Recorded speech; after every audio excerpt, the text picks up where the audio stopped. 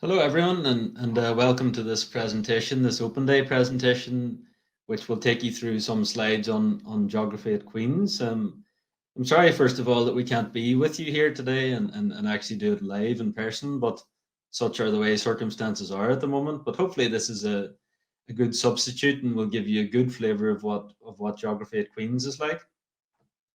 I should just say, first of all, my name is Donal Mullen. I'm the program director of geography here at Queen's, and I'm also one of the lecturers. I specialize personally in physical geography, so that's the kind of content that I would teach you on.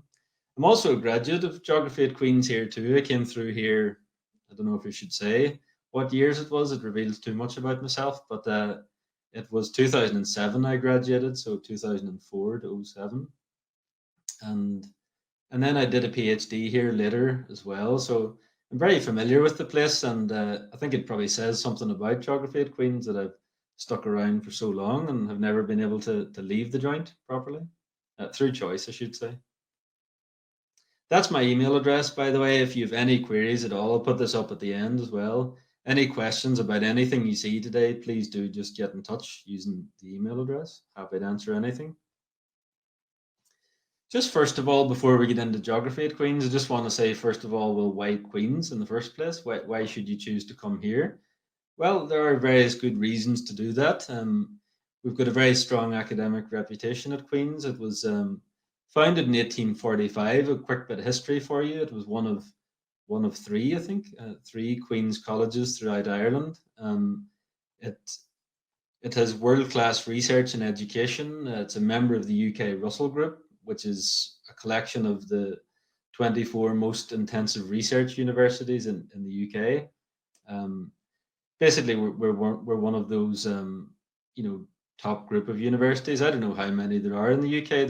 I think there are over 100 universities possibly, and we're in that top cluster. So we have that kind of level of academic excellence. We also have excellence in teaching. We have national teaching fellows here. We have centres of excellence. We have a big investment in facilities through the estates at Queen's. So we put a lot of money into our teaching, and we try and make it as excellent as possible. And we have excellence in standards there.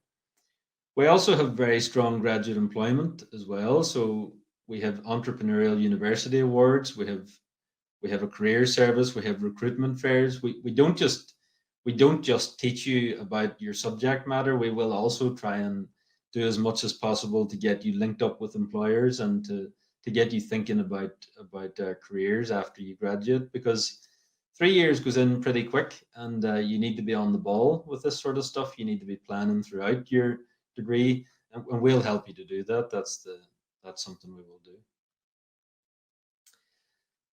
So just to give you an idea of the geography degree, first of all, so there's a couple of different degrees you can do here. So the most popular that most of our students do is the single honours in geography. It's a 3 year program. It's a Bachelor of Science degree, takes 3 years. And that's accredited by the Royal Geographical Society. So this is like a national body that kind of rubber stamps the degree and gives it that kind of, again, that excellence in standard. It's just an extra kind of, it's just it's something extra there basically that looks good on the CV, and looks good to have an accredited degree like that. Um, we also offer geography with a language as well, so you can do it with French or with Spanish. Now, clearly, you'd need to be doing an A level in one of those languages if you wanted to take up that option. That's a 4 year program rather than 3 years, and the reason it's 4 years is because you go to France or Spain between second and third year, and you learn geography modules in French or in Spanish. So obviously a considerable challenge there, but if you're trying to improve your linguistic skills and to get your degree with one of those languages, then that's the kind of standard you need to adhere to. So a real interesting opportunity that. I personally did geography a single honours degree, but in some ways I wish I had done geography with French, and I think if I had it to do again, I would maybe go down that route. I've always been interested in French language and culture, so it's something to think about. These are the kind of issues we look at in geography at Queen's. It's a real geography is it's a very cutting edge subject. It's highly interesting. I think you wouldn't be here listening to this presentation if you weren't interested in geography. So the kind of issues that I've got on the screen are hopefully things that you're very keen on yourself. The other thing about them, they're all very current affairs and very topical issues that are happening all around the world. Things like climate change, globalization, migration, environmental change, sustainability, geopolitics, even things, believe it or not, like borders and Brexit, and even the geography of coronavirus.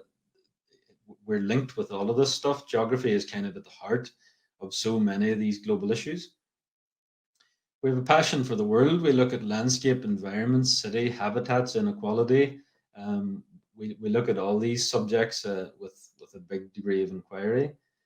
Also, what's strong about geography as well, and maybe you didn't know this so much from school, or perhaps you have done, but it's very high in skills as well. Geography. We don't just sit in a lecture theatre and listen to people like me harp on for an hour and write essays, etc. We also do a range of other things that are very employable, like data analysis. We'll use things like Microsoft Excel, geographical information systems, PowerPoint, other types of computer software to analyze various issues, to visualize them, critical thinking, GIS and geomatics. All of these things are very employable skills and things that you'll do quite a lot of in your geography degree. So you do become employable at the end. You have transferable skills, flexible, dynamic, subject knowledge.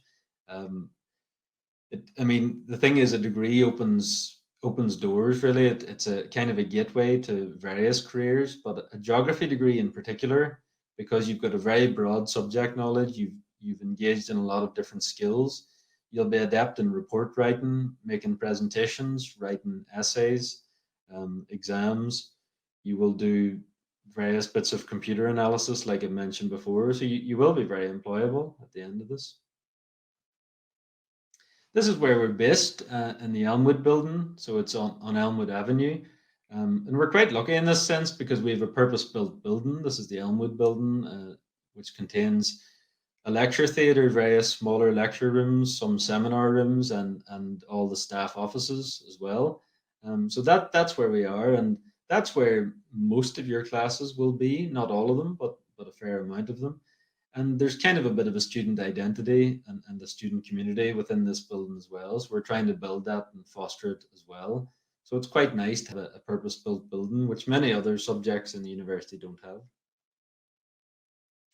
So we move on to our academic teaching now, just to give you a quick flavour of the kind of modules that we do from year to year and the kind of things that you would study. So this is what we do in first year. So you'll do a total of 6 modules in first year. 4 of them are geography modules. You can see the titles there. 2 of them are physical geography modules. 2 of them are human geography. Some quite snazzy titles as well, like Earth, Fire and Ice, Earth, Wind and Water, Society, Power and Culture, Society, Economy and Population. So a lot of fairly exciting buzzwords. I would hope you agree. Um, and you will look at the kind of things that you can see in those pictures there. You look at the cryosphere, glaciers, ice sheets, volcanoes, earthquakes, hurricanes, weather, climate, rivers, rocks, coasts. And on the human geography end, you'll look at globalization, development, migration, population, demographics. You look at historical geography. We'll touch on a lot of these kind of things that you'll be partly familiar with from school, but we will also introduce you to a range of other things that you probably hadn't quite thought of, even as being geography. So that's quite interesting as well. Um, in these modules, we have some local field trips as well. So in some cases, you'll do self-guided field trips in Belfast. In other cases, we'll go out and go to places like the Giant's Causeway or to the Mournes or some locations like this. These field trips can vary from year to year, but these are the kind of places that we can sometimes go on field trips. There will also be lectures. There will be, for the human geography modules, there will be tutorials where you'll sit in small groups and discuss papers and discuss essay writing. And on the physical side, you'll tend to have more computer practicals where you'll use Excel and GIS and various things to analyze some problems. So those are the 4 modules. You also have to take 2 further modules outside of geography. So um, students can pick from a range of different subjects. It could be archaeology or planning or biology or politics. And there's various other options available for people, which is quite interesting. You get a snapshot of something different. Then you move into the second year, and you have 3 core modules in second year. So these are looking at things like contemporary approaches to geographical inquiry. That's looking at the philosophical underpinnings of geography and the theory of geographical research. We'll also look at geographical research skills. This is how do you actually do research in geography? So how do you prepare yourself for that? How do you design a research project? How do you pick up skills that you need to undertake independent research? So that's what we'll largely look at. And the third core one is a GIS module, landscapes and GIS. This is geographical information systems.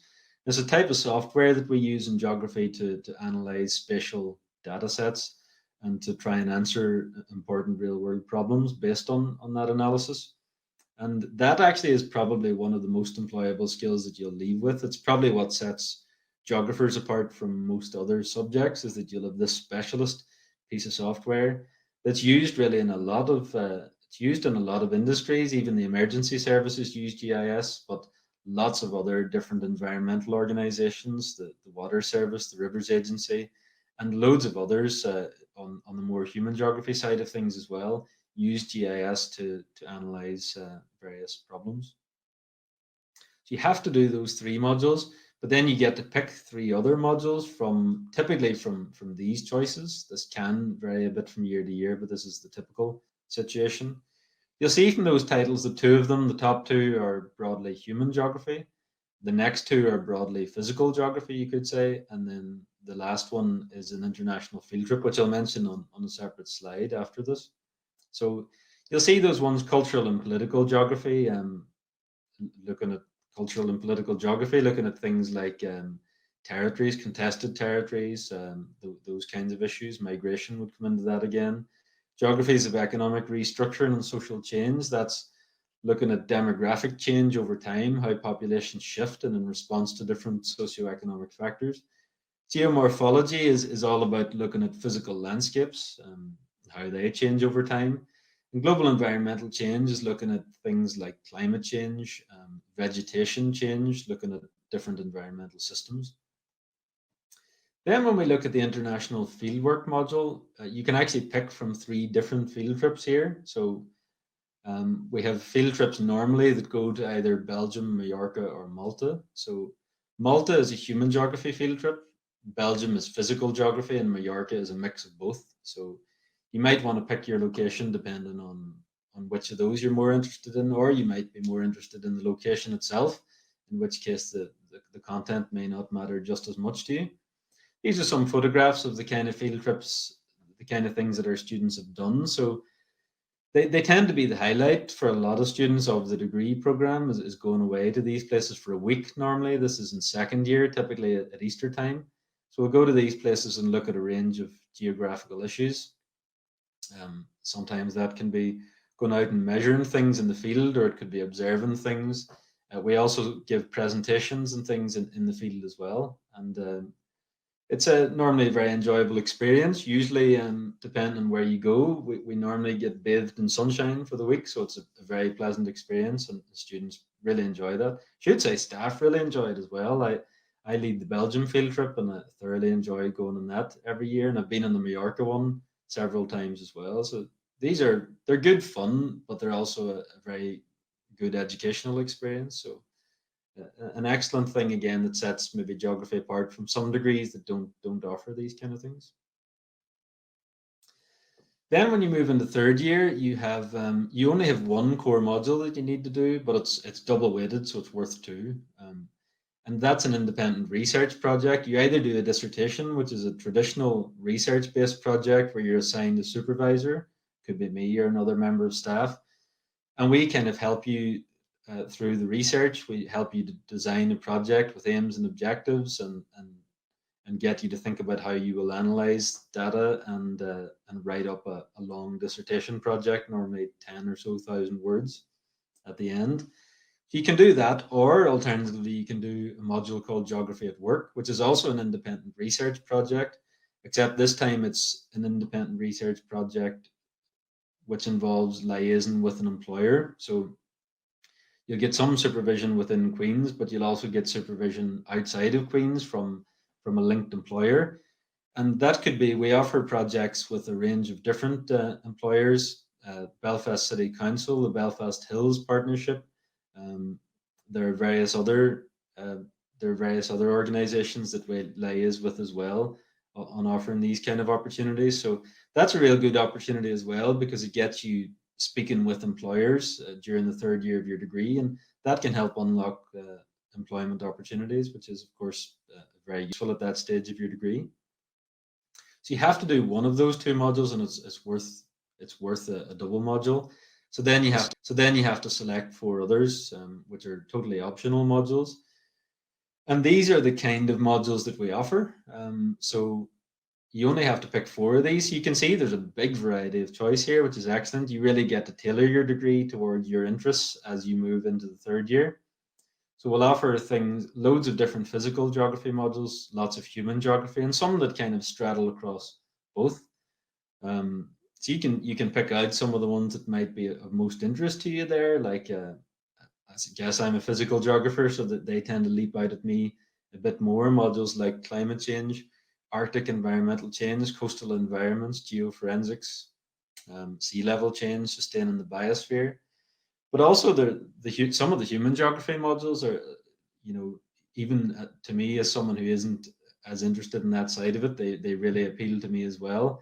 But for lots of you that are watching, you'll be more interested in human geography, or as interested in that as physical. So you can see there's lots of exciting opportunities there as well. Environmental geopolitics, geographies of contested territories, geographies of ethnicity, um, outer space, war and public memory, geography, science and society, maps and mapping, spaces of development.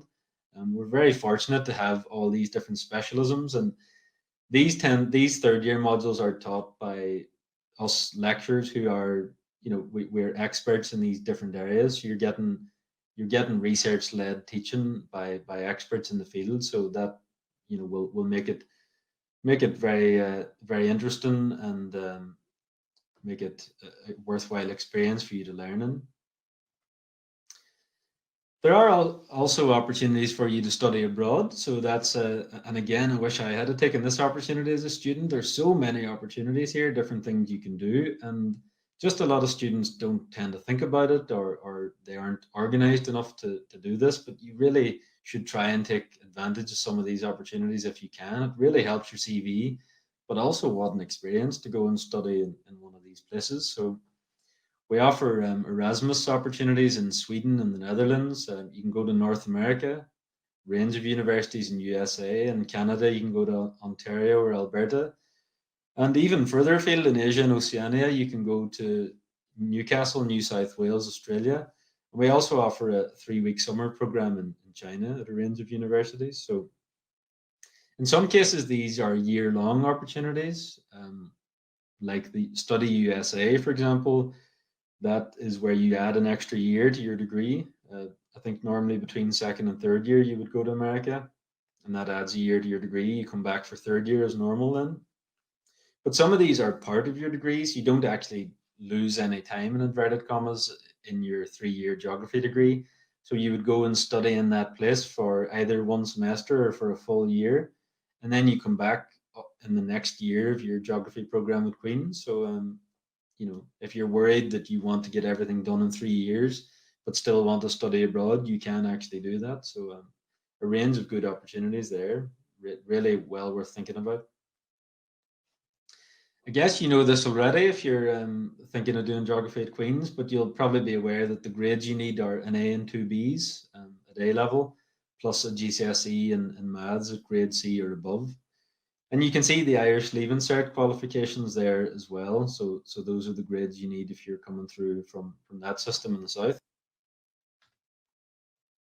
If you do geography with Spanish or French, then it's similar enough. You still need an A and two Bs at A level, which normally includes geography, but you also need an A in the chosen language. So your language skills really do need to be up to a good level there for you to consider taking that degree and to get admitted for it. And you can see again the Leaving Cert requirements. There are also loads of student support and services that are available to you. We don't, as I say, we don't just come in and give you lectures and then you're left to your own devices. We care about our students here as well, and we have a good relationship with our students, and we look after you basically. So you'll be assigned an advisor of studies, someone that'll help you pick your study choices and talk you through different options if you're thinking of changing modules, etc. We have personal tutors as well. If you've experienced any problems with your studies or any personal problems that are affecting your studies, you would come to your personal tutor, and they can help talk you through it. But crucially help guide you to the people that can help you most with that, the professionals that might be able to help with different problems. Um, we also have a staff student consultative committee, so you can sit on different committees like that, or um, the student consultative committee. That's to help with module evaluations, so to tell us what we can improve. So it isn't a one-way street. You can also tell us what we can do to make things better. There's also a geography society, something you can be a part of. It's a community group within geography, so you can join that, and there are various different social events and academic activities that are linked to the geography society. We also have a student resource room in our building, so somewhere where students can go. Let's say if you've a lecture and then you have another lecture, but there's an hour gap between them, you can go to the student resource room in our building, and you can sit there, and you can work on your laptop, or you can sit there quietly with a book or whatever, have your lunch. That's the options are there for that. We have a map library in our building as well, which has a range of uh, old maps that can help with various research projects. Life after graduation, then. So you're going to want to think about this as well. What can you do with a geography degree? Well, I think rather than say what you can do with it, I'm going to tell you what our previous students have done with it. That's far more useful, really. What have our students gone on to do? And these different bullet points listed are, it's not an exhaustive list, but these are examples of some of the most popular areas, really, that our students have gone on to work in. Things like cartography, that's mapping services, usually nowadays using GIS. Working for the Ordnance Survey, or for LPS, that's Land and Property Services. We have students that go on to work as GIS officers, Geographical Information System officers, for a range of different bodies. That could be public or private bodies. Commercial and residential surveying, we have people that have gone into environmental consultancy, which I always thought was a pretty cool kind of career area to go into, where this is where we've had lots of students that have done this recently, and I've talked to them about the kind of work that they do. Um, it could be things like going out. There could be a there could be a problem with water pollution in a river. A student maybe goes out and collects water samples. They're returned to a lab for analysis, and then that person would write up a report, maybe give a presentation on the findings of that kind of problem. So that's the kind of work that environmental consultants can do, and it's very directly related to geography. We have students that have gone on to work for the Foreign and Commonwealth Office, logistics, transport, distribution management, heritage management, nature conservation, international aid and development, and also things like market research, retail management, financial services, etc. So people go into all sorts of things, really. I should also say teaching, which I don't think is listed there, but teaching is a popular enough career path for a lot of our students as well. That could be either primary or secondary geography education. Um, so lots of different pathways there, and that's just a snapshot, really. There are many other places that our students can go on to work in. In some cases, these might involve an extra year of studies. You do a geography degree, and in some cases, if you do a one-year master's program, it can specialize you in a certain area that then makes you more directly employable in that specific field. So things like, if you wanted to be a town planner, for example, you would do a one-year master's degree in planning after your geography degree. That's just an example. If you wanted to be a chartered meteorologist, which some students do, they're always interested in that in geography. You can do a one-year master's in meteorology after your degree, and then you're qualified and chartered in that area. So that's popular for some students to specialize in something after their degree, but for many others, they don't do that. They just use their 3-year geography degree, which is which opens a lot of doors in and of itself. It's like a passport for further career opportunities, and that list is endless, really. And I think the most important thing is if students are interested in this degree, if they apply themselves and enjoy it and work hard at it, you will do well out of it. You'll get a good job at the end of it if you've got that right mindset. If you want further information about Queen's or geography, please follow the links there on the screen. And if you want a copy of this presentation, again, please feel free to email that address that you see on the screen there. So that's it for me. That's my email address again. Should you have any queries, please do feel free to drop me an email. Always happy to help with any questions whatsoever. And that's it. And in the meantime, I hope everyone stays safe and well. And please, yeah, please continue to do so. And I look forward to maybe seeing some of you in the future.